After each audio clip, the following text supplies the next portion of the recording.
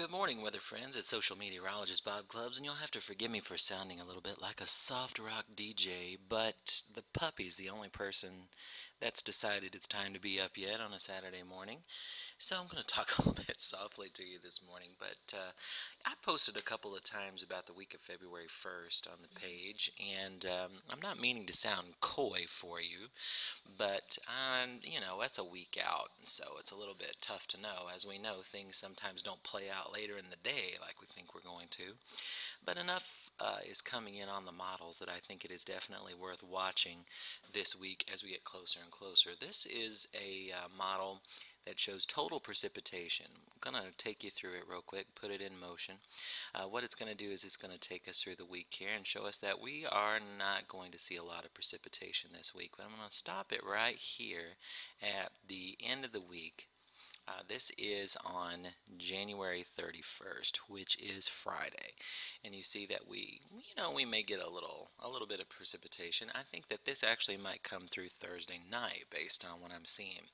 But I'm just going to step this forward now, continue to move it just a little bit forward, and you can see that it wants to paint in a little bit more total precip for us. This is now on February 2nd, precipitation ending. Now notice there how it gets a little bit more blocky, a little bit more geometric. That's because the models can't be as specific that far out, so that's why we always take these things with a little bit of grain of salt. But here is what happens. Now, you see why I'm beginning to maybe show you that it's something that's worth taking a look at. That is painting us with between 5 and 10 inches of total precipitation on by February 10th here.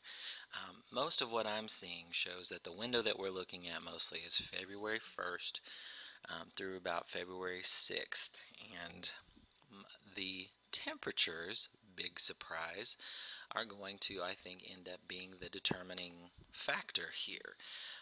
It looks like we're going to get an kind of a long-lasting event that's going to be through most of that week. This is not going to be just one system that just kind of lingers out.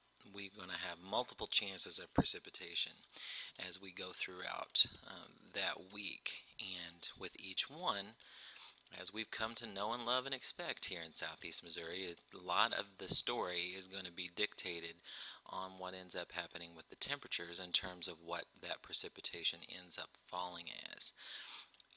I am going to be watching this, as you might guess, and will continue to give you some more details as it becomes closer. But as we know, these things have a tendency to play out the way they want to play out, and so there's no reason for us to start talking about specifics of what kind of precipitation or how many inches of precipitation and where it might fall, but there is enough from the models that's coming into agreement that lets us know that this is a target week, definitely, that bears watching.